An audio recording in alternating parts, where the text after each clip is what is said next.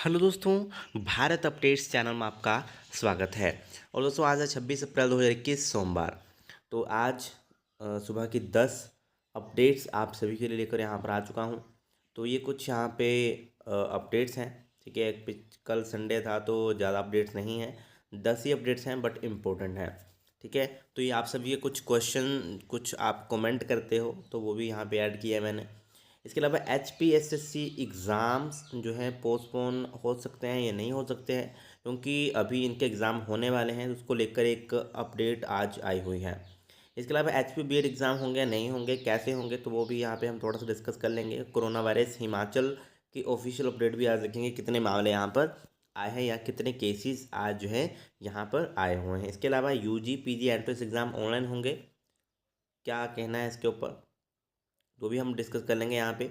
और बिना graduation result के क्या एंट्रेंस एग्ज़ाम हो सकता है या नहीं हो सकता है, तो ये भी हम यहाँ पे देखने वाले हैं। इसके अलावा और भी अपडेट्स हैं जो आपको वीडियो में देखने को मिल जाएंगी।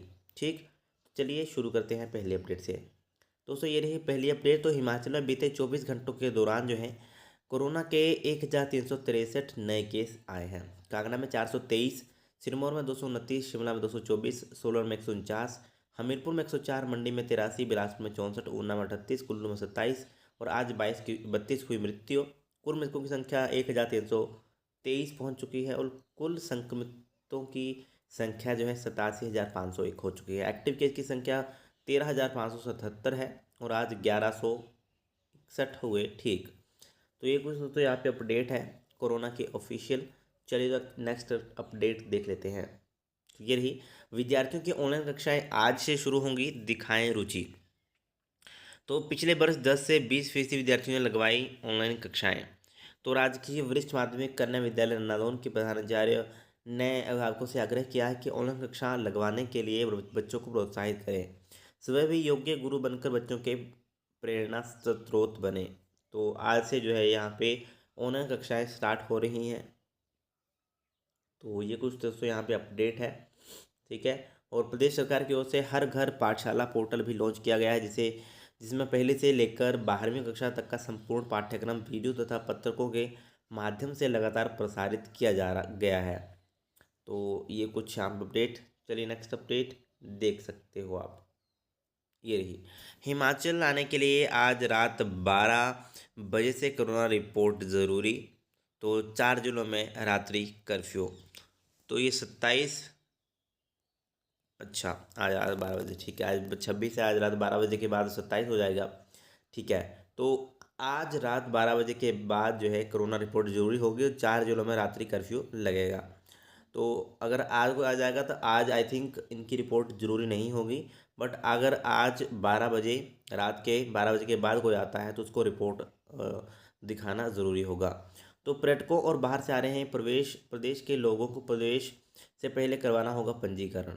रात्रि कर्फ्यू में कांगड़ा, सोलन, सिरमौर, ऊना में 10 मई तक रात 10 से सुबह 5 बजे तक नहीं चलेंगे वाहन। तो यहाँ पर दोस्तों हिमाचल प्रदेश में आने वाले पर्यटकों को बाहरी राज्यों में रह रहे प्रदेश के लोगों समेत हर किसी को अब 27 अप्रैल यानी कि आज 26 अप्रैल 12 बजे के बाद जो है यानी 27 को रिपोर्ट 72 घंटे की पहले की कोरोना की RT-PCR नेगेटिव रिपोर्ट लानी होगी। इसके साथ ही ऑनलाइन पंजीकरण करवाने पर ही प्रवेश मिलेगा। कोरोना की नेगेटिव रिपोर्ट ना लाने वालों को 14 दिन क्वारंटीन रखना होगा और उन्हें 7 दिन के भीतर टेस्ट भी करवाना पड़ेगा। तो ये आपको मैं कल बता चुका हूँ दोस्तों। ठीक है, तो पूरा आप यहाँ पे देख सकते हो अगर देखना चाहो तो। ठीक है, कल इनकी मीटिंग हुई तो उसमें ये निर्णय लिया गया है। तो निचली अदालतों में जरूरी केसों की ही होगी सुनवाई। नेगेटिव रिपोर्ट ना लाने पर 14 दिन तक रहना होगा क्वारंटीन। ठीक है, दूसरे राज्यों में जाकर 72 घंटों में लौटने वाले क्वारंटीन नहीं होंगे। अगर आप दूसरे राज्यों में जा रहे हो, 72 घंटों वापस आ रहे हो तो आपकी क्वारंटीन आपको नहीं रहना पड़ेगा, ये यहाँ पर कहा गया है। इसके लिए ई-पास सॉफ्टवेयर से प्रवेश करने वालों को क्वारंटीन से छूट पाने के लिए शर्तें पूरी करनी होंगी। 72 घंटों के भीतर की नेगेटिव रिपोर्ट के साथ प्रदेश में आने वालों की वैक्सीनेशन पूरा करने के 14 दिन बीतने वालों को क्वारंटीन से छूट होगी। तो ये यहाँ पे अपडेट है। चलिए नेक्स्ट अपडेट ये रही, 18 साल पार को कोविन पर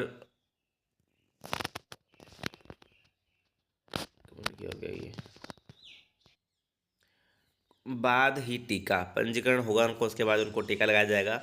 दूसरी लहर में 15 मई तक यूपी बन जाएगा हॉटस्पॉट। लगातार चौथे दिन 3 लाख से ज़्यादा संक्रमित जो हैं आए हैं। तो ये कुछ यहाँ पे अपडेट है। देश में कोरोना से तेजी से बढ़ रहे संक्रमण के बीच टीका लगवाने वाले 18 से 44 साल की उम्र के लोगों के लिए कोविन वेब पोर्टल पर पंजीकरण व टीकाकरण के लिए समय लेना अनिवार्य होगा। वहीं केंद्र सरकार के एक अनुमान के मुताबिक महाराष्ट्र, गुजरात व दिल्ली के बाद उत्तर प्रदेश में कोरोना मध्य मई तक चरम पर होगा। 30 अप्रैल तक हर दिन 1.9 लाख से ज़्यादा मामले आ सकते हैं। तो ये कुछ यहाँ पे कहा गया है। 13 राज्यों में मुफ्त लगेगा टीका। पीएम केयर्स फंड से देश में बनेंगे 551 ऑक्सीजन संयंत्र। और ये कुछ दोस्तों यहाँ पे अपडेट है। ठीक, चलिए नेक्स्ट अपडेट अभी देख लेते हैं। तो ये रही दोस्तों, पर्यटन कारोबार पर भारी पड़ रहा कोरोना, समर सीजन शुरू होते ही लगी बंदिशें। तो बीते वर्ष लॉकडाउन के चलते 10,000 करोड़ रुपए का नुकसान हुआ था। पंजीकरण और आरटीपीसीआर रिपोर्ट की शर्त से सैलानियों की संख्या और होगी कम। दैनिक खर्चे पूरे करना भी जो है अब मुश्किल। तो ये यहाँ पे कह रहा है hotel, restaurant, taxi operator, adventure sports, water sports, photographer, अन्य जो कारोबारी हैं उनकी यहाँ पे बात की गई है। ठीक है। और कोरोना संकट की मार हिमाचल प्रदेश के पर्यटन कारोबार पर भारी पड़ने लगी है। लगातार दूसरे वर्ष भी देवभूमि हिमाचल में पर्यटक कारोबार शून्य ही रहने के आसार बन गए हैं। समर सीजन शुरू होते ही प्रदेश सरकार ने दूसरे राज्यों से यहाँ आने वाले लोगों के लिए बंदिशें लगा दी हैं। और बीते वर्ष लॉकडाउन और कड़ी शर्तों के चलते पर्यटन कारोबारियों को करीब 10,000 करोड़ रुपए का राशि का नुकसान हुआ था। अब पंजीकरण और आरटीपीसीआर रिपोर्ट की शर्त से सैलानियों की संख्या और कम हो सकती है। हिमाचल का पर्यटन उद्योग बीते करीब 4 वर्षों से आर्थिक मार जो है झेल रहा है। तो ये यहाँ पे कुछ अपडेट है, आप देख सकते हो।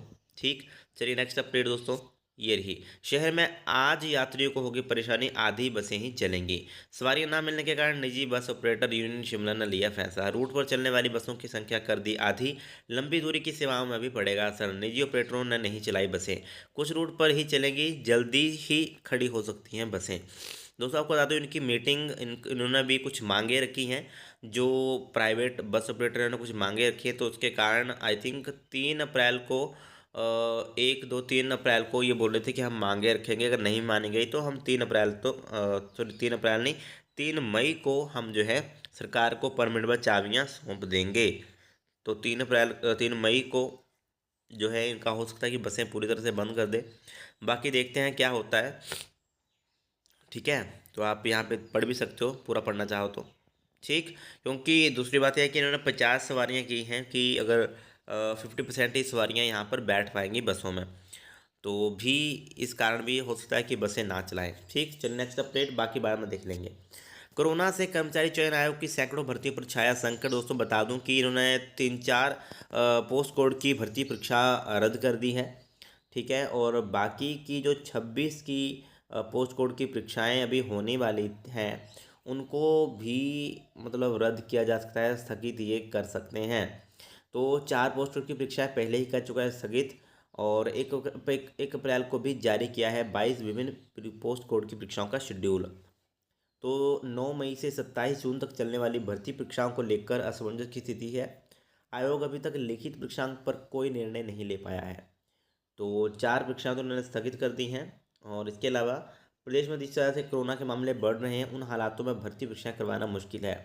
चूंकि सरकार ने 5 दिन का कार्यदिवस किया है, शनिवार और रविवार को सरकारी और निजी बसों के रूटों पर ना मिलने से अभ्यर्थियों को परीक्षा केंद्र तक पहुंचना मुश्किल है।